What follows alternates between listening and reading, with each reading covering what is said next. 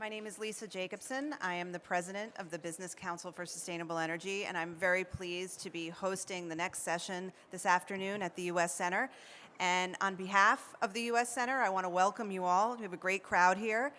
As you all probably are aware, the U.S. Center is a public diplomacy space organized by the U.S. Department of State during the 2 weeks of the COP. In this space, we highlight U.S.-led climate programs initiatives, and topics for our events are very broad-ranging. They include climate science, to resilience, to action-oriented initiatives like the discussion we're going to have today.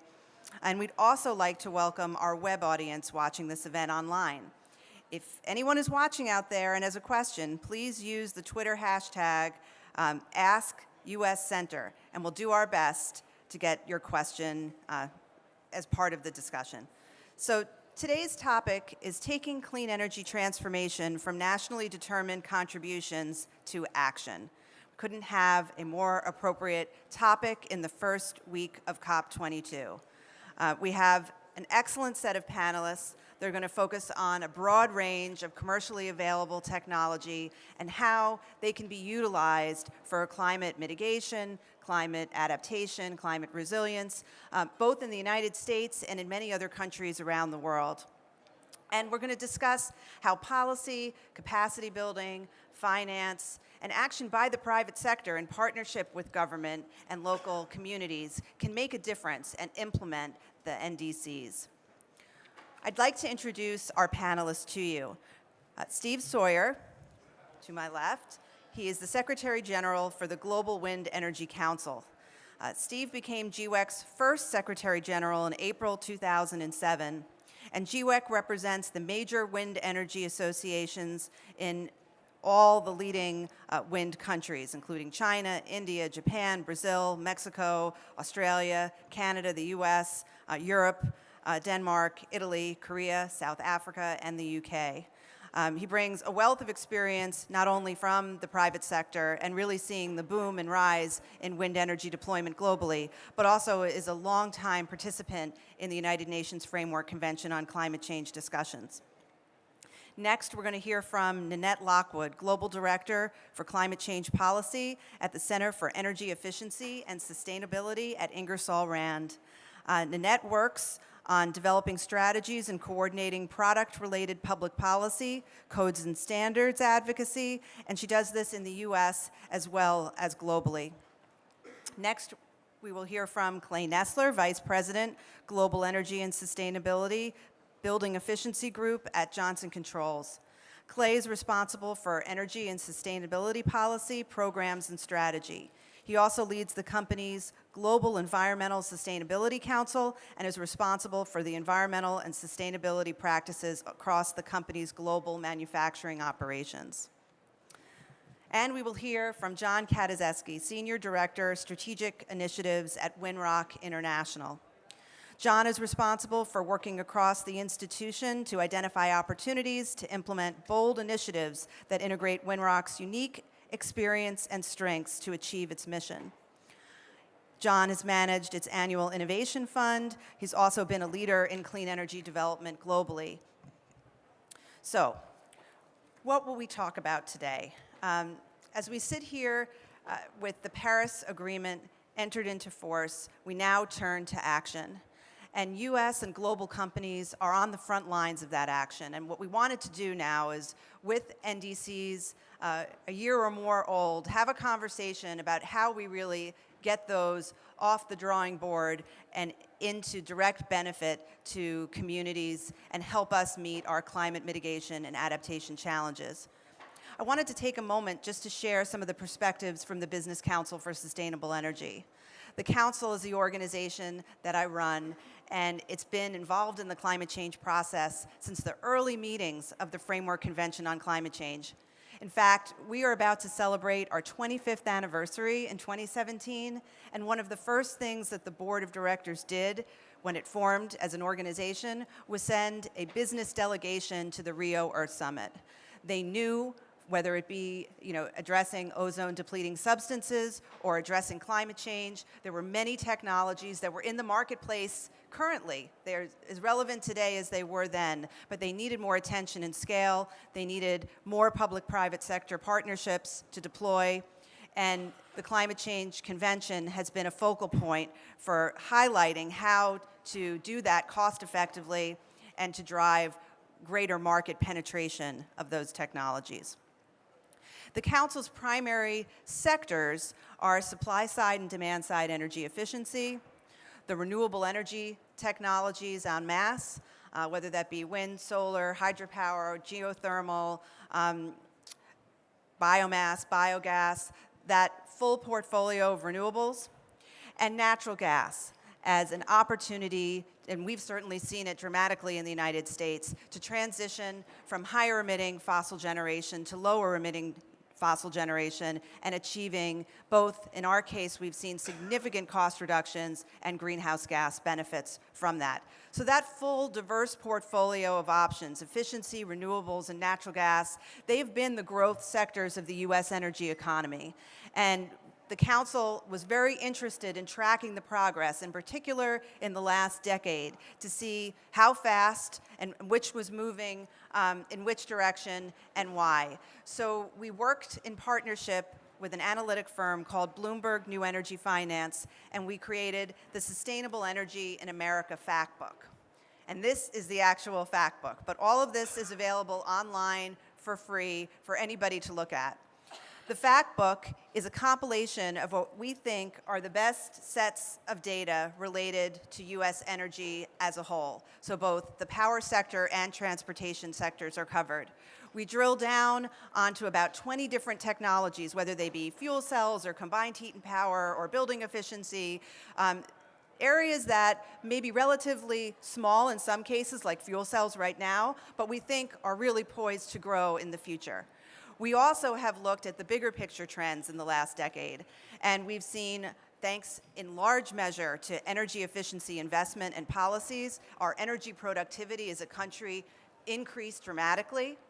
We've seen renewable energy deployment double. Just in a short period of time, we've seen cost reductions in wind and solar take dramatic dives, things that nobody really could have anticipated just a few short years ago. And then obviously in the United States, we've seen a significant shift in our power sector to low carbon technologies. So this combination again, and this portfolio of efficiency, renewables, and natural gas are creating mass change in our energy system. And to close, before we go to the panel, the question we get often is, okay, we're moving to a lower carbon, greener energy system in the United States. What is that doing to the broader economy and to consumers' energy prices? Well, we have excellent data from our last fact book that show that in the power sector across the country, wholesale and retail power prices, while we're becoming lower carbon, have declined dramatically from their 2008 peak. And we're also seeing, as I mentioned, our energy productivity rise dramatically. And when we're doing that, it means that we're more competitive. So I mention that to you as we think about how do we take those NDCs and put them into action. It's all about having an open mind to many technologies, finding the pathways that fit the needs of those jurisdictions, and working in partnership with the private sector, governments, and local communities to make them real and not just numbers on a page. So with that opening, I would like to turn it over to our panel discussion. So excuse me for a moment. I'm going to go join our panelists.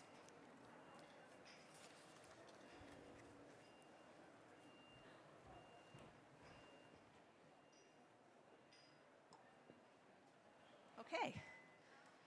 Well, welcome everybody. Thank you for coming to the U.S. Center today, and I look forward to our discussion.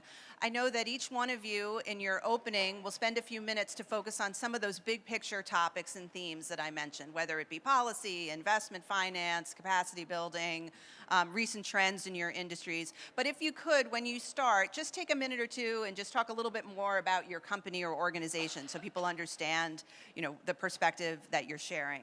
So I think we were going to start with Steve Sawyer, if we could. So Steve, the floor is yours. Thank you, Lisa.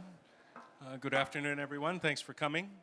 I'm Steve Sawyer. I run a trade association for the global wind power industry called the Global Wind Energy Council. And it's kind of an unusual association in the sense that my board members consist both of companies and of associations. So we have all the main manufacturers and most of the large developers in the global wind sector, but also the representatives of the major national and regional trade associations. Our main mission is to represent the sector at events like this and with the IEA and IRENA, with the banks, the IPCC, other intergovernmental institutions, and to publish statistics and forecasts and long-term projections. But really the main thing that we do is open up new markets for the industry.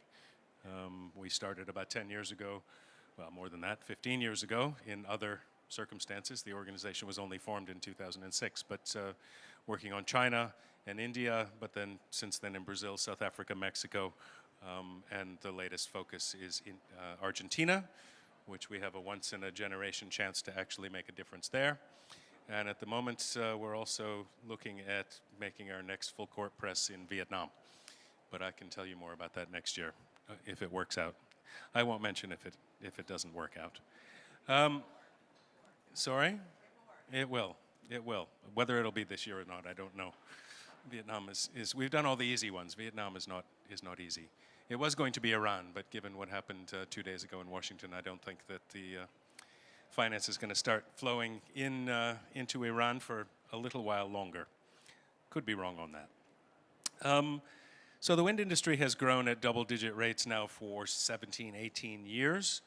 But in terms of our annual market size, it was essentially flat from 2009 to 2013 as a consequence of the financial crisis and liquidity crisis and reduction in economic growth, and particularly in decreased growth of electricity demand in the OECD countries. But last year in 2014 started growing again. Actually, the market grew 22%, where we installed more than 50 gigawatts in a single year for the first time, and then much to my surprise, actually, again in 2015, grew by 17%, when we installed 63 gigawatts in 2015 globally, which meant, which contributed to the fact that for the first time ever, and I've been wanting to say this for a long time, the largest source of new electrical generation in the world in 2015 was wind power. It's been more than coal, more than gas, not total, but in terms of new generation. So that's a big milestone for us. And as you will have read from the IEA and others, the majority of both investment and in new generation across the board in 2014 and 15, and again this year, is from renewables as a whole, which is a good trend, which we need to continue. I think the difference between us and some of the other technology, well, solar, which is the other major one, which is now starting to penetrate a little bit into markets outside the OECD. Since 2010, the majority of investments and the majority of installations in wind power have been outside the OECD.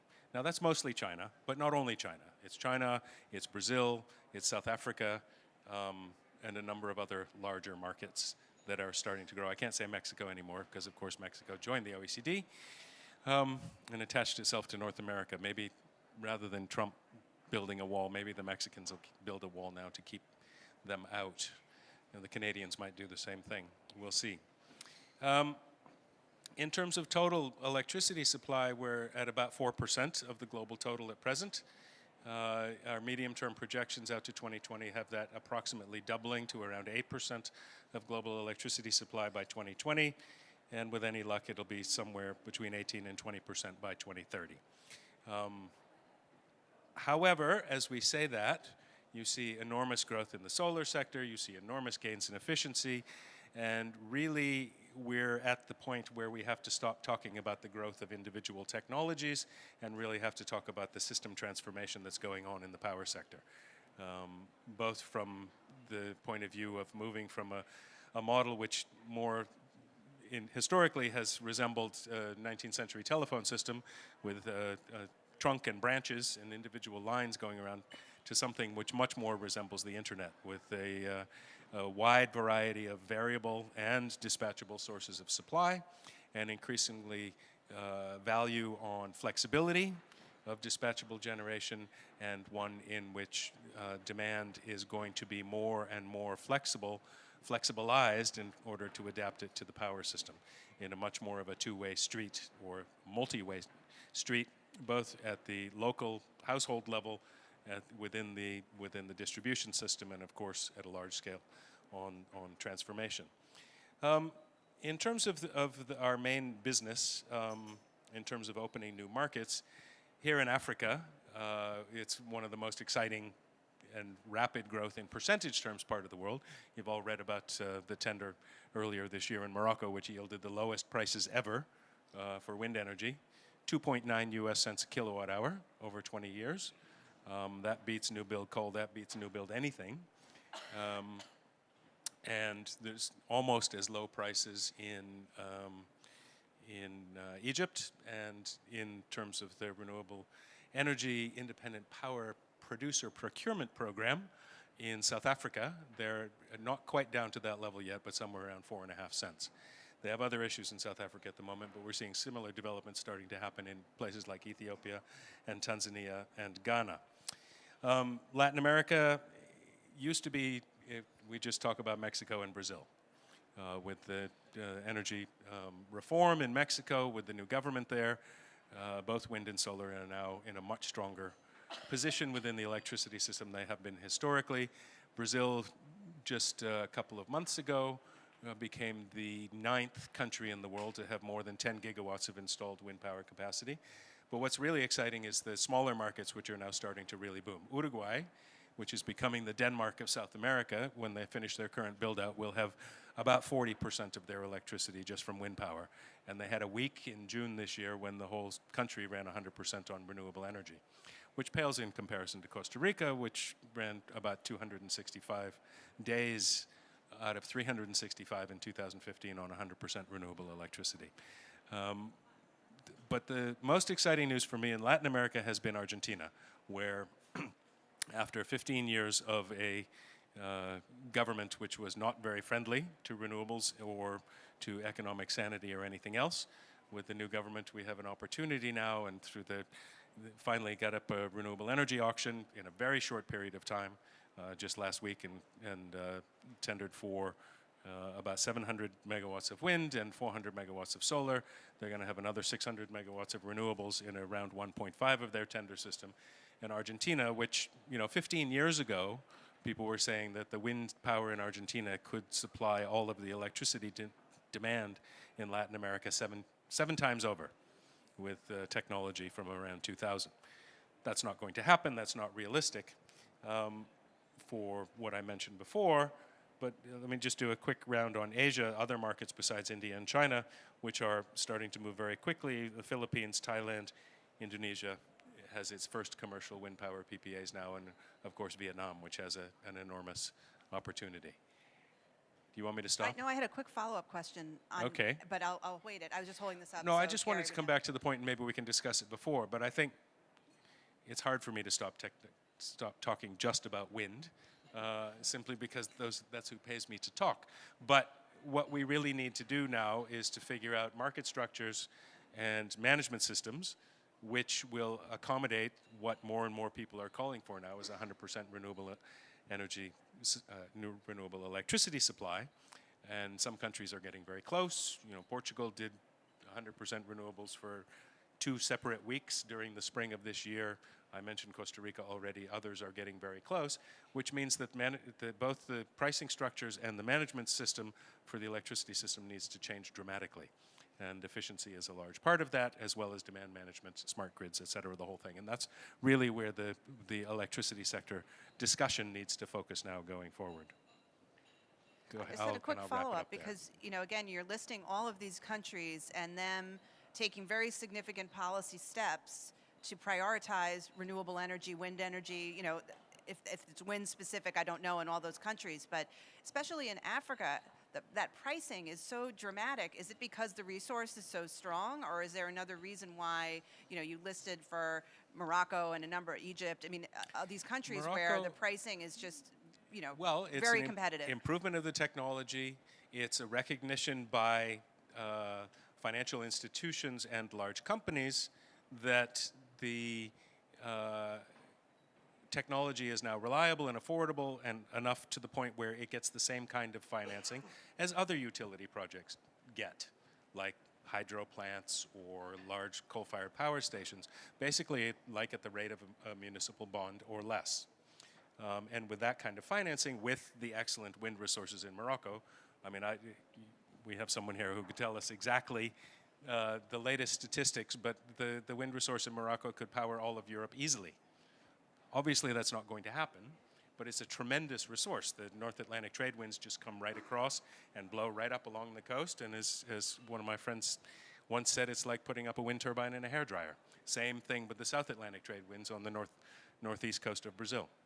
And they have tremendous insulation and really low prices on solar, and I'm not paid to talk about solar, but the industry is doing really well, and the prices have come down very dramatically, and we're in direct competition with them in an increasing number of markets. Well, I mean, that's the game changer, is that the technology risk is either not there, it's completely dissipated, but that wouldn't have been the conversation we would have had 5-10 years ago. And I think that's true for a lot of our technologies, not just wind. But let me turn it to John Katazeski with Winrock. Would you like to take the floor and share some thoughts? I think it would be a good segue after Steve.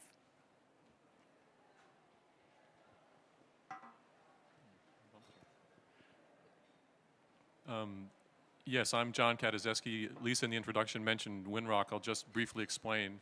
Winrock is short for Winthrop Rockefeller. And so Winrock is a nonprofit set up in the Rockefeller family's tradition of philanthropies. The primary purpose that we have is to improve economic development around the world. And so we have done that largely in the agriculture and forestry sector, but also we've recognized a long time ago that without additional energy, development prospects are not very promising for a lot of the rural areas and the places that we care about.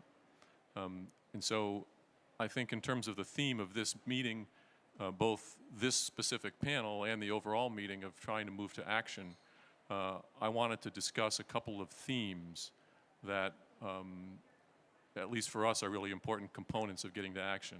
Those two themes are capacity building and finance. And so cutting across the examples I'm going to give you in a minute are those two thematic areas. And I mentioned capacity building because the kind of things that Steve's been talking about don't happen without a lot of people being employed in the sector. And that means a lot of skills development. And it means a lot of understanding of how to integrate that equipment and technology into existing infrastructure and systems. And so in all of the projects I'm going to give examples of, we spend a lot of time trying to figure out what resources are necessary, what kind of skill sets are necessary, what kind of training can be provided, how can we do certification programs with local organizations to make sure that not only this current generation of technical people is there, but that there's an increasing supply to grow with what we heard of as a growing market. On the finance side, I think that despite Steve's rosy picture of, and maybe Lisa's, that this technology has all been de-risked, we don't find that to be true in risky areas. So when you're working in rural areas of developing countries where there are not necessarily long established examples of successful financing, it's not as easy to raise capital. And so even though we've seen solar, and I'll give you a couple of examples, plummet in pricing and being the least cost option in many cases, it still does require more upfront capital. And if you're a small farmer with a couple of with a hectare or less, and you want to buy a solar pump, good luck getting financing or credit for that, even if that pump can pay off in less than a year. You still have to be out there taking the risk, and that kind of capital is not available. So I want to just run through a couple of examples so that I maximize time available for questions. But I'll start off in Africa since we are in. Actually, I'll start off with a little story. My first professional renewable energy international assignment was here in Morocco back in 1981 when I was here to work with the Moroccan government in the design and establishment of their renewable energy research center, CADER, Centre d'Énergie Renouvelable, here in Marrakesh. So it's a homecoming for me of sorts. It's partly the experience here that drove me to pursue a longer-term international career, so I'm very happy to be back here. And I'm going to start with an Africa example to give you an example of what I mean about the opportunity. I want to talk about solar pumps. And so in Africa, very little, I mean, if you look at the global analysis of where there is available groundwater for agriculture irrigation, the largest resource is here in Africa. Yet only 5% of that groundwater has been tapped. And it is that water that is critical to increasing the yields on crops and improving smallholder incomes.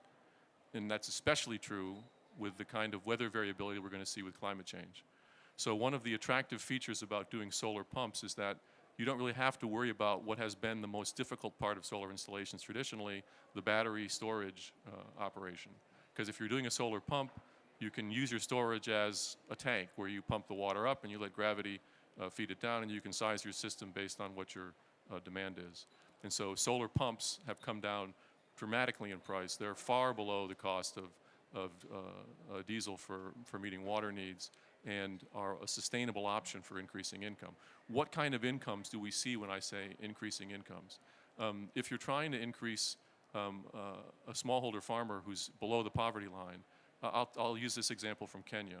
In Kenya, there's 2.5 million smallholder farmers supplying 80% of the horticultural output from the country. With a solar pump, we can add to their income about $3,600 a year from the increased yield, assuming they have a market to sell their product into. And that payback on a system that was costing $2,000 2 years ago, and now there's $650 systems in the marketplace, and that are working reliably, and just recently introduced $300 systems, which we haven't seen how well they're going to hold up. But that is the sort of investment required to generate a much higher income. Now, why can't those things get financed? They can't get financed because banks don't have experience with that kind of lending. So when I talk about finance and capacity building, some of that capacity building is within the financial infrastructure, the financial institutions that are going to support those kind of loans, so they can understand what the risks are and what the potential paybacks are. But another set is on the regulatory side, because if you could collateralize the equipment, right now solar equipment is not, in a place like Nigeria, recognized as an asset that can be confiscated if the loan goes bad.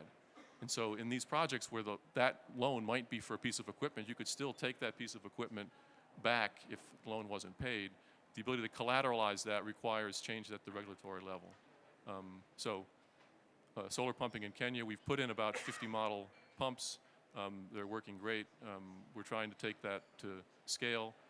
In Nigeria, we've worked with 6 different financial institutions to put loans in place. We've put in place a certification program both for PV installers and supervisors, but also for other renewables. So one example is that. I want to move to a second example a little bit. That's sort of at the smallholder level.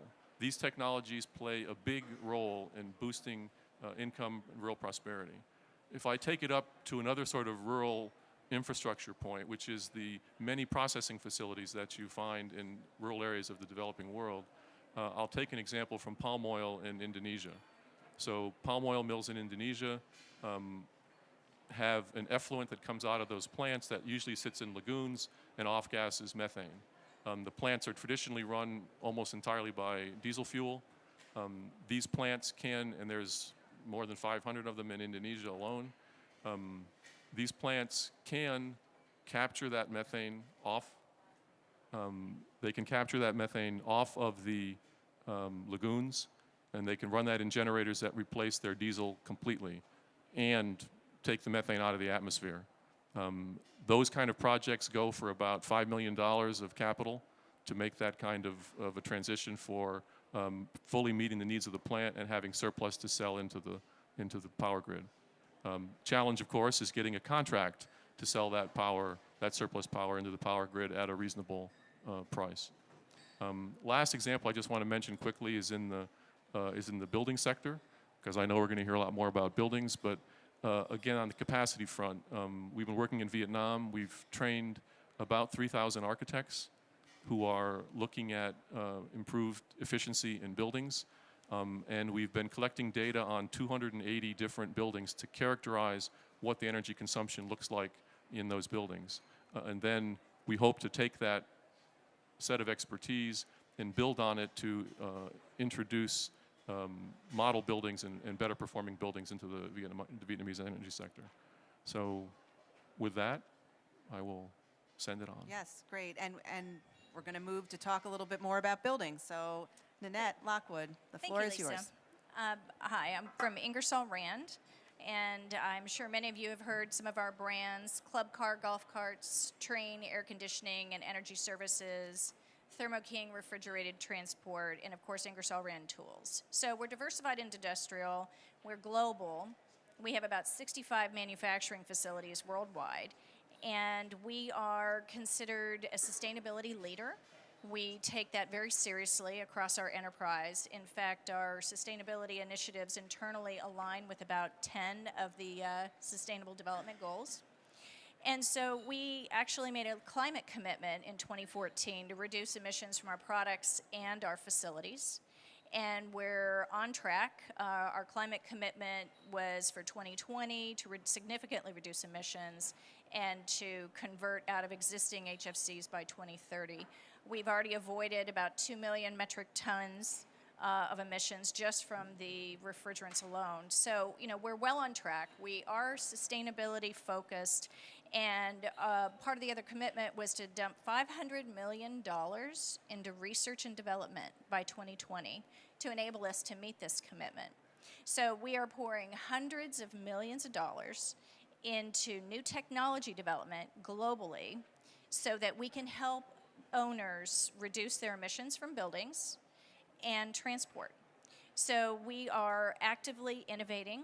We have 5 engineering technology centers, 2 in China, 2 in India, 1 in Prague. And so we are globally innovating, but we have a regional focus because I think at the end of the day, we can innovate in some markets and those innovations may not be practical for others. So we really try to innovate for the markets themselves. And so, where are we headed? I think some of the things that I see when we look at the NDCs are the fact that, energy emissions is the #1 cited topic. Very broad, not a lot of detail there, so it's tough to imagine where the opportunity lies. So also buildings. Between buildings and energy efficiency, I think, less than 100 of the NDCs actually reference these. And, buildings are a very important opportunity. And so when our company looks at the NDCs, we see opportunity. We see opportunity around the world, and we try to figure out how we can seize on that opportunity. We are innovating. We are putting products into the market today, and we want to find new opportunities. We want to help understand where these NDCs are going and how they can work. Some of the NDCs are reflective of policies that have evolved in some countries. The U.S. has been working on energy policy for a long time. And one of the things that the U.S. has done is really implement energy codes, as well as, they have different types of energy efficiency requirements for products. So did they get it right the first time around? No, it's been a long evolution, but it does tend to increase the minimum efficiency performance of equipment.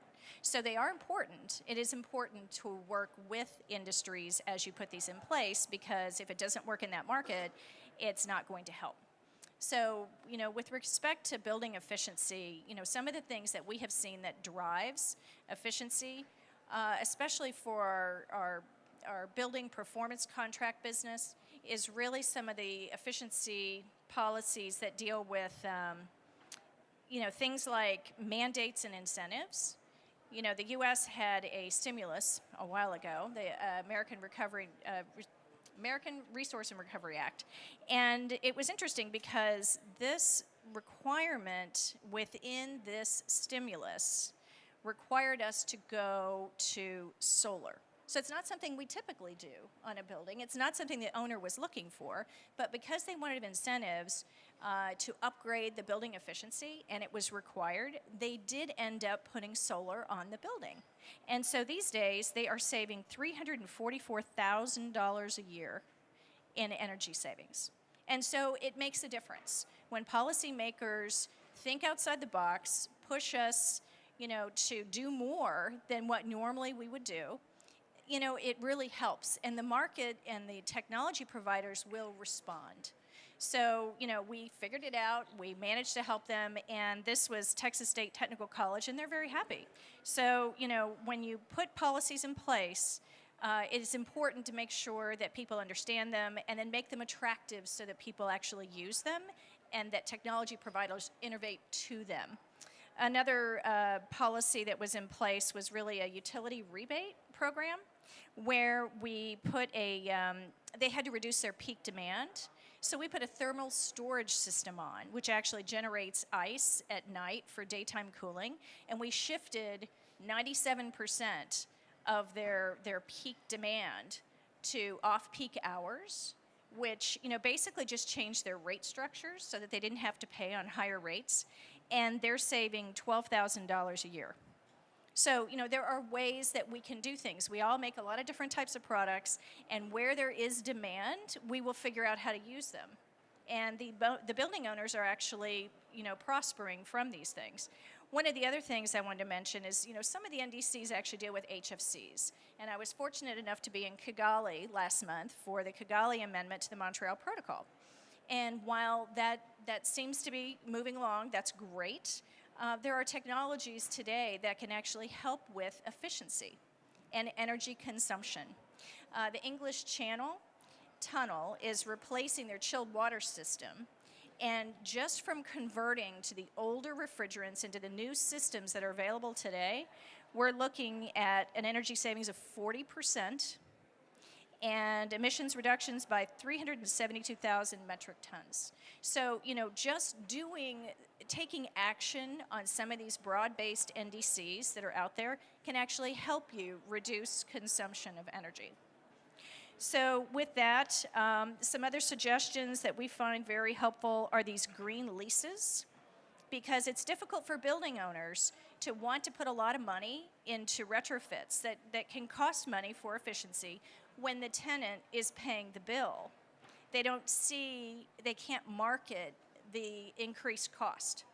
But with these agreements up front, with green leases, and these tenants actually pay their bill, the tenants have incentive because they get a lower utility bill every month to pay more in their lease. So this is something that is a market mechanism. It was not mandated, but it's generated because building owners know that there are solutions out there and they want to be competitive. And so it's important that there are voluntary mechanisms as well as mandates to really stimulate the growth, and it will translate across the economies. So with that, I know Clay is going to talk a lot more deep. Yes, thank you, Nanette. Clay, you have a choice. There you go. Hi, everyone. Great seeing you. I wanted to talk a little bit about private sector collaboration in my section. I'm with Johnson Controls, and we're a multi-industrial leader in 3 businesses at this point, building technologies, integrated solutions, and energy storage. We operate in about 150 countries, and we, like Ingersoll Rand, are a long-standing sustainability organization back from 1883 when our founder, Professor Warren Johnson, invented the room thermostat. So the topic today is about NDCs. How many of you have read an INDC or an NDC? Yeah, well over half. Sorry about that. I wanted to focus on one particular country, and that is China. China not only has one of the longest and most detailed, if not the longest, NDC, but it's also particularly strong around building energy efficiency. Some of the elements that you'll find as you read the China NDC are the fact that they've said that half of all new buildings built in urban areas will be certified green buildings. That is indeed very ambitious. They've also said that there's also a strong focus on embodied energy. Half of all the cranes, it seems, in the world are sitting in China someplace, building new buildings. A bunch of the rest are in India, I think. So they're focused on low carbon and reducing embodied energy and materials like cement and steel. They have a focus on innovative finance for both new construction as well as retrofitting of existing buildings. In China, there's a direct path from an NDC into action. It's called the 5-year plan, and in fact, if you read the 13th 5-year plan, you see the cascading of these NDC goals at a national level, to a provincial level, to a city level, and now they're actually cascading those goals down to a district level. And these goals are essentially binding from the government, and their mayors and their government officials take them very, very seriously. And then there's ministries like MOHURD that are actively working on new building codes for net zero and near zero energy buildings. So a real strong commitment and a very clear pathway from the agreement to action.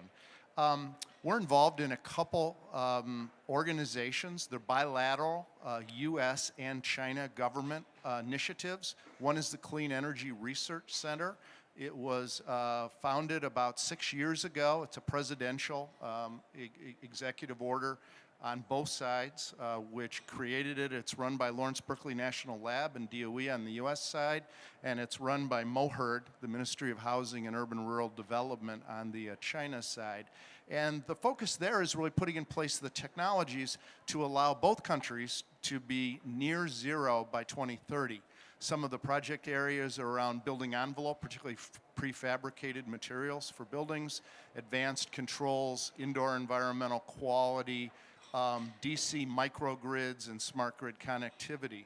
And we've been very involved in a number of these research projects. I chair the Industrial Advisory Board on the U.S. side. We're constructing our second corporate headquarters in Shanghai. It'll be completed next year, and it's going to be a demonstration site. It's going to put many of the technologies being developed as part of this collaboration into practical use for the 1,600 employees that'll be based in Shanghai. Another initiative, which I think is having a great impact on the NDCs in China, is the U.S.-China Energy Performance Contracting Working Group.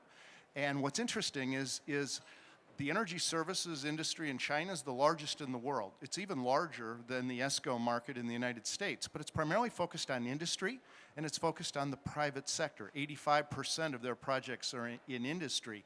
It's just the opposite in the United States. It's almost like we grew our markets in a parallel universe.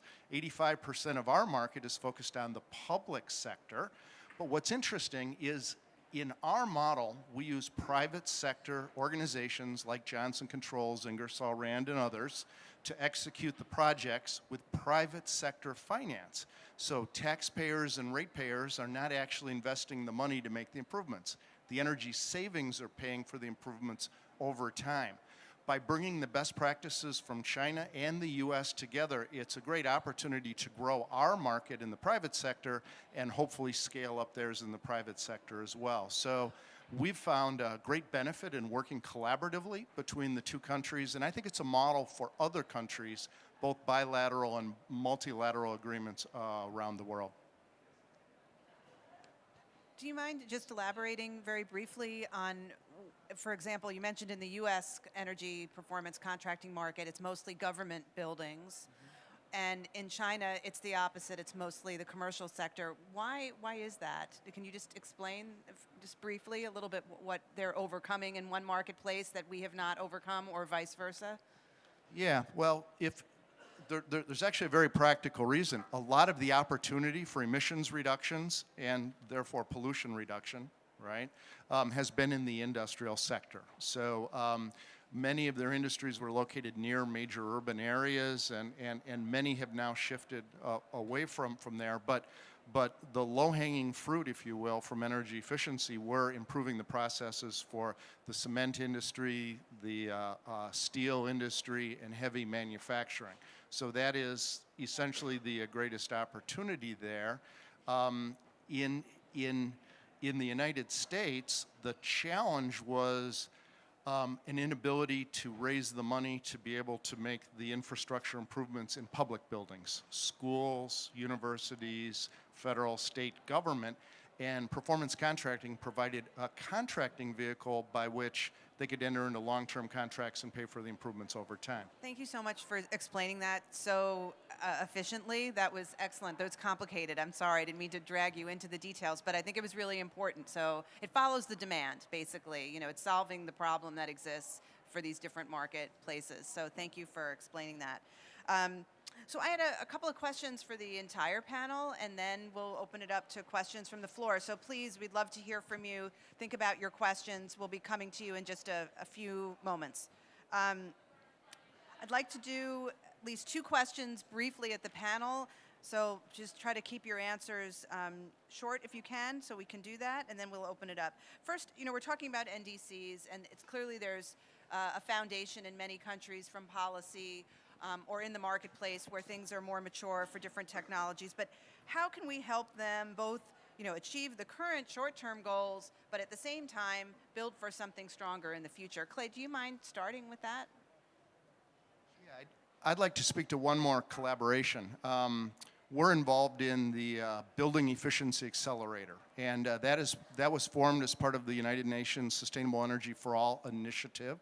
And it's a unique kind of group in that it really does try to work with particularly developing economies and provide them with the basis for both short-term gains as well as long-term gains, setting the stage for the future.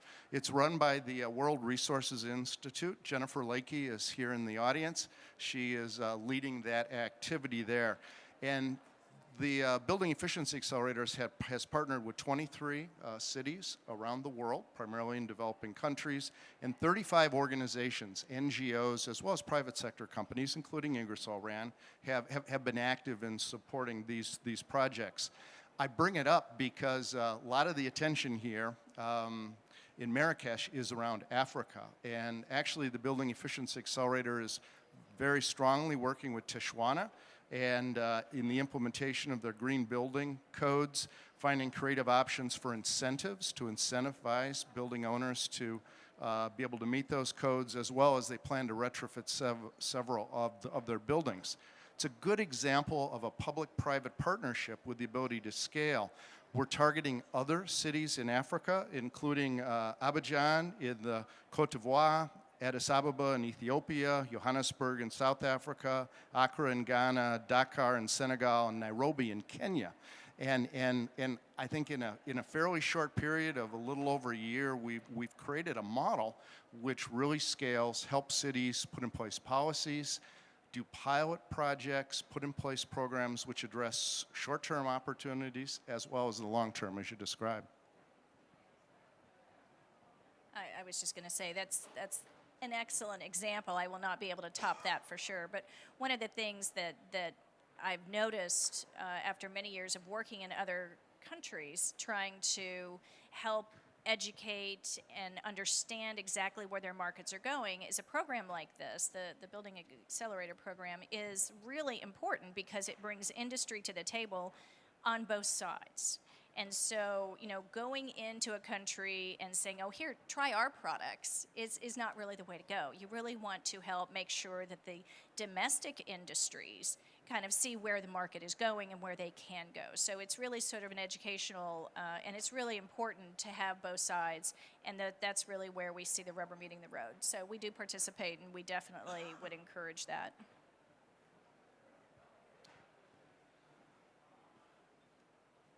I have read a lot of NDCs.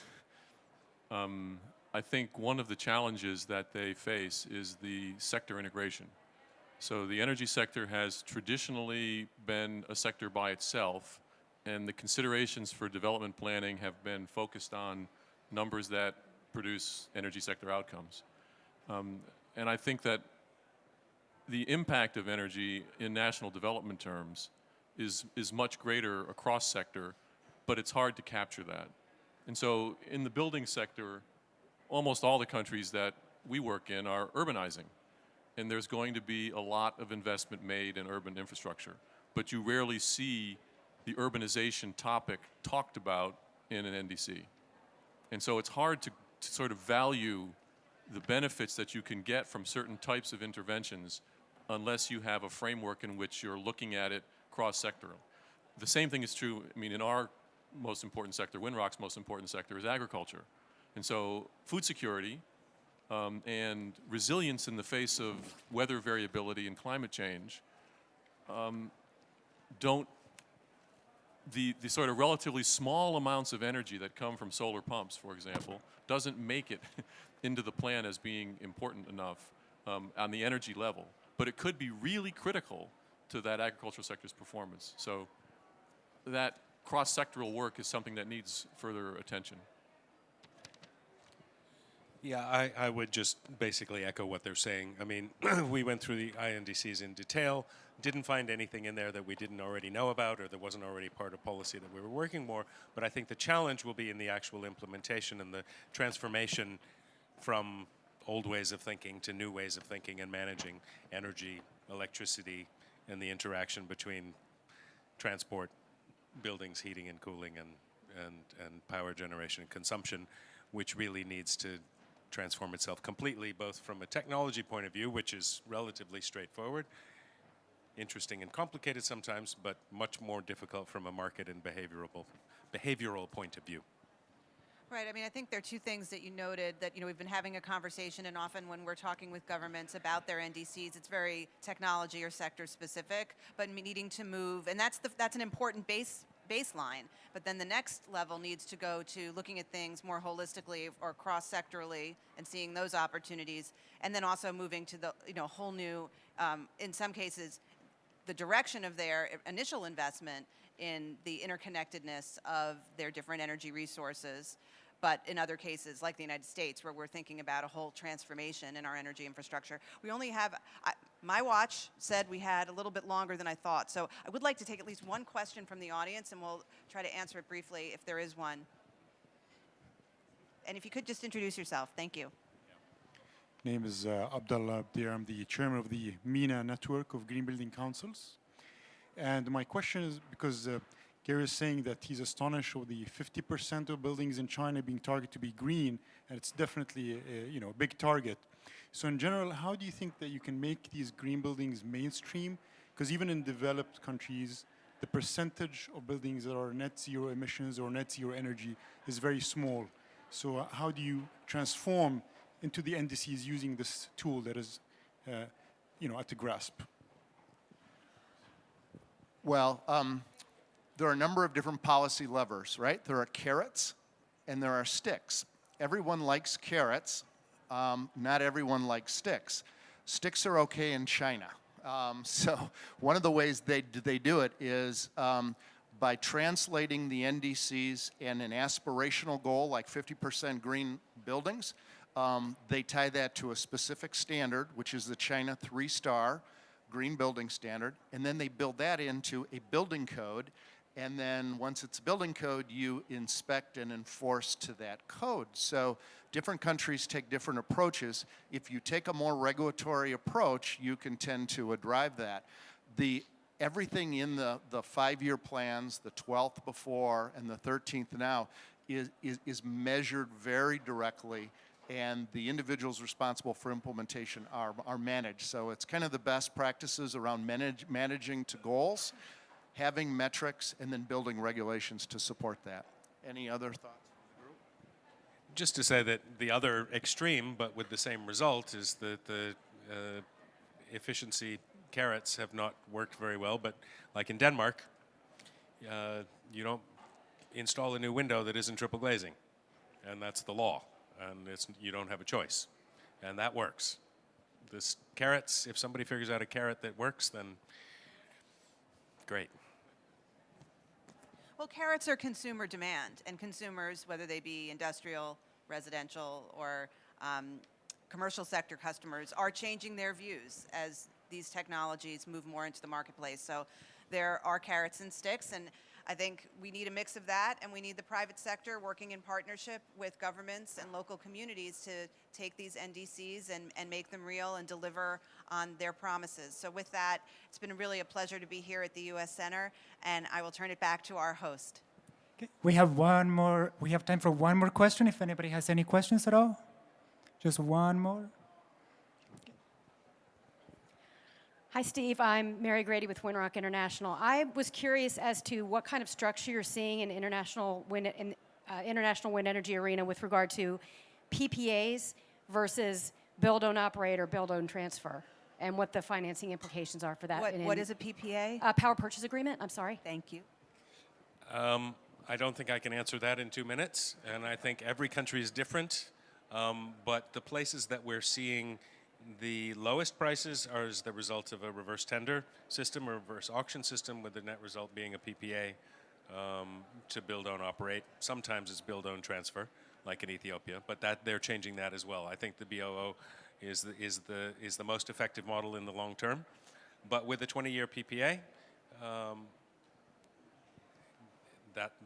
that's what has driven the low prices in Chile, in Peru, in Mexico. Oh, not Mexico. Well, they're not so low in Mexico, but they're getting there, and they haven't been built yet. So we'll believe that when it happens, but certainly in Brazil and South Africa as well.